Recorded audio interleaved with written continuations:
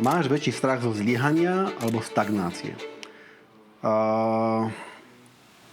Hovorí sa, že Jim Beam chce kúpiť Nebiu. Je to pravda? Fú. Ja ani si nepamätám, kedy som si naposledy zobral dovolenku. Nie, že kedy som nepozeral telefón. Aká je tvoja najväčšia slabina ako lídra? To je trpezlivosť. Som netrpezlivý. Ďalšiu slabinu, veľmi veľkú ako líder mám, že čo je tá jedna vec o biznise, ktorú ti nikto nepovedal a musel si ju zažiť sám? Infarkt ti zmenil pohľad na to, ako vedieš firmu. Alebo len na to, ako žiješ. Ešte som takto o tom ešte nerozprával. Infarkt, tak strašne ťažké memento, ktoré mám. A niekto vám povie, že do rána môžete zomrieť, alebo do rána zomriete. Je strašný. Je ťažšie viesť firmu, alebo viesť manželku? Ahojte, ja som Martin alias Maťo a som CEO spoločnosťou Nebia. A okrem toho, že spoločnosť vediem, som aj jej spoluzakladateľom s manželkou Stankou. Dneska sa budem snažiť odpovedať na otázky našich followerov, ktoré nám kladli cez sociálne siete. Bolo niekedy obdobie, keď si myslel, že Nebia nevyjde, čo sa vtedy dialo? Fú, tak tých období bolo, že veľa. Prvé, také, že najvážnejšie, začalo v roku 2004 a bolo po sérii veľmi zlých rozhodnutí, kde sme si tak naduto zle identifikovali potenciál, ktorý značka má a chceli sme sa posunúť do segmentov ako outdoor, kde sme začali vyrábať vetrovky, termoprádlo a boli sme že tvrdo presvedčení o tom, že to je správna cesta. Dlho nám trvalo, kým sme si to uvedomili. A bolo to fakt, že zlé obdobie, až také, že mysleli sme si, že Nebia neprežije a trvalo nám to extrémne dlho, kým sme tú sériu zlých rozhodnutí zvrátili a kým sa Nebia dostala do kondície, ktorá nám dovolila opäť rásť. Bol si niekedy nútený vyhodiť niekoho, koho si mal rád ako človeka? Áno, istotne áno. A takých situácií bolo, že veľmi veľa. Bohužiaľ to prináša rola človeka, ktorý spoločnosť vedie. A nielen kto vedie spoločnosť, ale všetkých lídrov, že človeku si vytvoríte vzťah a je veľmi ťažké a náročné naučiť sa odlišovať pracovné veci od súkromných a pozerať sa v určitom čase na človeka ako na priateľa známeho alebo na rodinu a v určitom čase ako na kolegu a treba to vedieť rozlišovať a je to strašne ťažké. Mne to trvalo veľmi dlho a rozhodnutia, alebo momenty, kedy k takýmto rozhodnutím muselo prísť, bolo pre mňa, že veľmi ťažké a dlho som sa na ten moment pripravoval a dlho som si niesol takúže smutnú pachuť celej tej udalosti. Takže áno, ťažké. Hovorí sa, že Jim Beam chce kúpiť Nebiu. Je to pravda? No neviem, či je to pravda. Nikto nevolal. Takže netuším. Samozrejme, že firmy môžu mať rôzne plány a my o nich vedieť nemusíme. Každopádne Nebia nie je na predaj, ale čo musím dodať je, že Jim Beamom sme spolupracovali a bol určitý moment v nedávnej minulosti, keď nám Jim Beam veľmi, veľmi pomohol. A za to som Daliborovi veľmi vďačný a tým tomu aj ďakujem, ak to video bude pozerať. Díky. Je možné dostať sa k vám na fotenie, teda focení, je to po česky. Je to môj veľký sen. Možno to je, možno je všetko. Zároveň musím dodať, že neviem, akým spôsobom vyberáme ľudí na fotenie, takže asi som nie ten kompetentný a fundovaný odpovedať, že urobte toto, potom toto, potom toto, vlastne na našom fotení.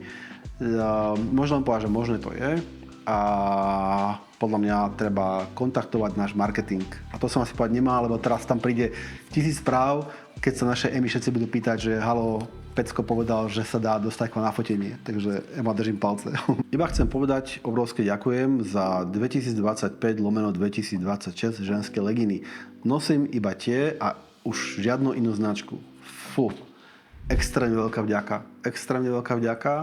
A toto je presne to, prečo to robíme. Rozumieme fitnessu, máme fitness strašne radi a snažíme sa dať naozaj ten kúsok z nás, ani len ja, Stanka, ale aj ľudia, ktorí sú okolo, naozaj do toho produktu, do každého produktu, do komunikácie a toto nám robí strašne dobre, keď nám človek povie, že a nemá otázku, iba nám dá obrovské vďaka. Takže ja ďakujem všetkým zákazníkom za takúto priazeň. Je to super. Díky. Čo je tá jedna vec o biznise, ktorú ti nikto nepovedal a musel si ju zažiť sám?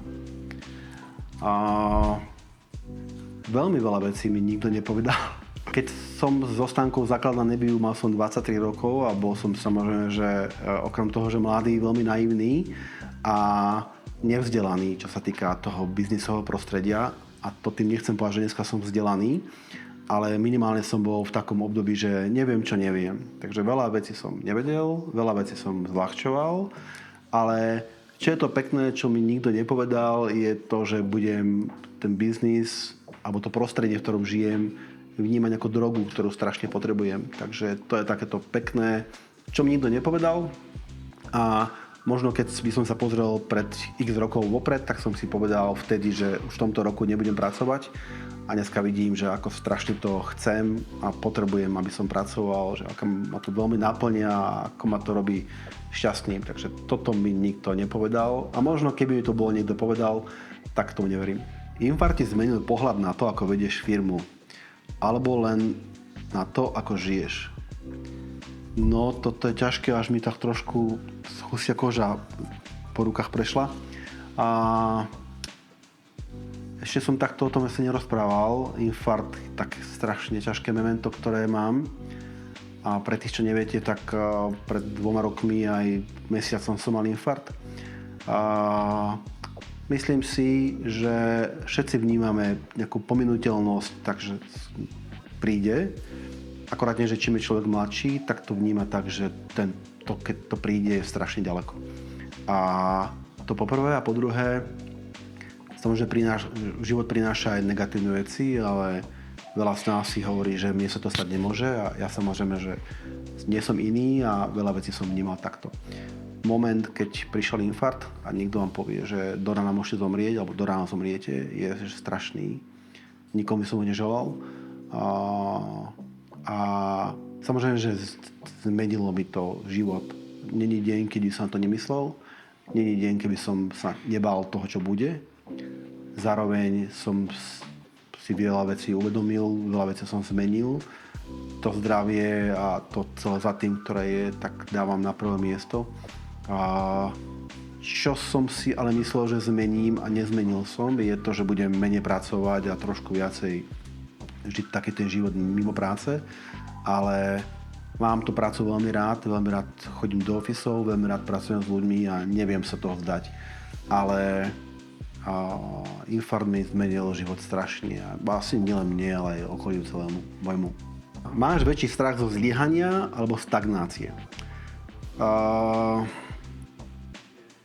Bojím sa aj stagnácie, bojím sa zlyhania. Neviem čoho viacej, asi stagnácie, lebo som nastavený taký, že ideš, posúvaš sa a vyťazíš. Nie vždy sa to darí, ale to je také moje mentálne nastavenie. Zlyhať som sa už naučil a myslím si, že je extrémne dôležité nadstaviť si nejakú správnu mieru akceptovaných zlyhaní.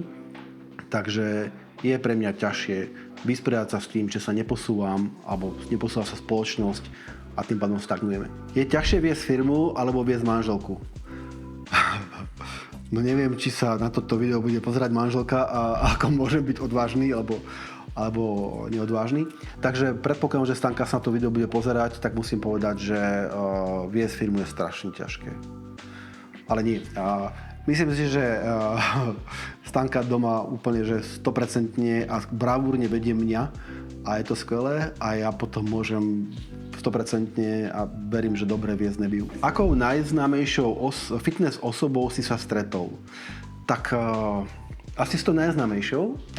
Stretol som sa s Arnoldom Schwarzeneggerom. Asi mám také 4 osoby, ktoré ma tak najviac v živote po tej fitnessovej alebo bodybuilding stránke ovplyvnili. Pôjdem od tej najväčšej samozrejme a to je Arnold, ktorého plagáty som mal v detskej izbe, potom v prvej posilovni a celý život bol pre mňa že obrovským motivátorom a stále je. Nie len preto, že bodybuilding, ale preto, že ako osoba dokázala rásť aj mimo bodybuildingu a v zásade z môjho pohľadu asi dosiahol všetko, čo si mohol zaumieniť. Druhou osobou, s ktorou som stretol a ma veľmi ovplyvnila, bol Dorian Yates, ktorý ako Mr. Olympia v čase, keď dominoval bodybuildingu, tak ja som sa snažil budovať svoje telo a byť veľký a cvičil som tak, že som hádzal činky po zemi a kričali sme ako Dorian.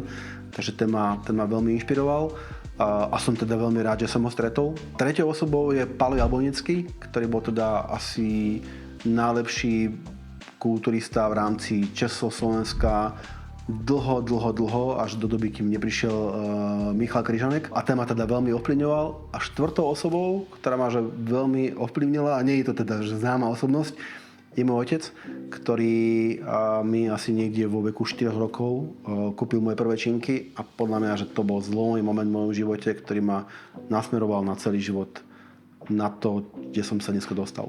Čo ťa na tejto práci stále baví po toľkých rokoch? Je strašné veci, čo ma baví. Napriek tomu, že som veľmi veľký introvert, strašne baví byť tu v ofisoch, stretávať ľudí, rozprávať sa s nimi a vzdielať s nimi tú energiu. To ma baví strašne a asi je to jeden z takých najväčších motivátorov, prečo sem chodím a nerobím z domu. A baví ma to, že môžem veci meniť a baví ma to, že môžem veci alebo vidieť za sebou kus práce a strašne baví to, keď nám napíše zákazník, že nám povie, že vám ďakujem za legíny, ktoré nosí a že už nebude nosiť inú značku. To sú asi tie veci alebo momenty, pre ktoré robím to, čo robím. Ako sa cítiš, keď máš ten najlepší dizajnerský tím na svete? No, tak cítim sa veľmi dobre a hrdo. Uvedomujem si, akú prácu dneska robí náš dizajn a keď sa pozriem za posledných možno 16-18 mesiacov, akou dizajnovou a produktovou transformáciou sme prešli, tak naozaj môžem s hrdosťou povedať, že máme špičkový dizajnerský tím. A nehovorím to jednak preto, že je to náš tím a jednak preto, že šéfom dizajnu je Stanka, ale hovorím to preto, že vidím naozaj tú produktovú zmenu a ako sme jednak omladili produktové portfólio, s akými trendami sme prišli, ako sme začali pracovať s farbami, s outfitmi, takže spravili sme strašne veľkú transformáciu. Samozrejme, že nemôžem porovnať a povedať, že máme najlepší tým na svete, ale verím tomu, že máme špičkový tím a som hrdý na to, akí ľudia v dizajne pracujú. Aká je tvoja najväčšia slabina ako lídra? Neviem, nemám slabiny, ale nie. Mám strašne slabín. A to je presne tá fáza, že človek, keď neviem, čo neviem, je podľa mňa, že najlepšia fáza pre človeka, alebo nič ho netrápi. Keď prídete do fáze, že viete, čo neviete, tak to je problém, lebo si začnete uvedomovať, začnete veci spochybňovať alebo spochybňovať svoje rozhodnutia. Moja najväčšia slabina, ktorú mám, alebo ich teda samozrejme viacej, ale jednak to je trpezlivosť. Som netrpezlivý a mám to aj v rámci silných stránok a to je súťaživosť a vnímam to aj ako moju slabinu, lebo tá súťaživosť mi veľa vecí niekedy nedovoluje robiť racionálne.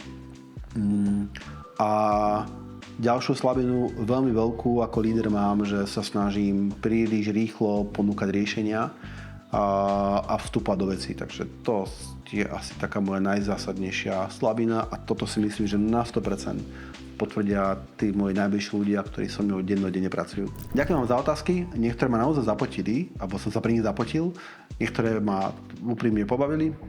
A ak by vás ešte niečo zaujímalo zo zákulisia Nebie, smelo píšte na naše sociálne siete, do komentárov a možno, ak tých otázok bude veľa, tak urobíme pokračovanie 2. Zatiaľ ďakujem a ahojte.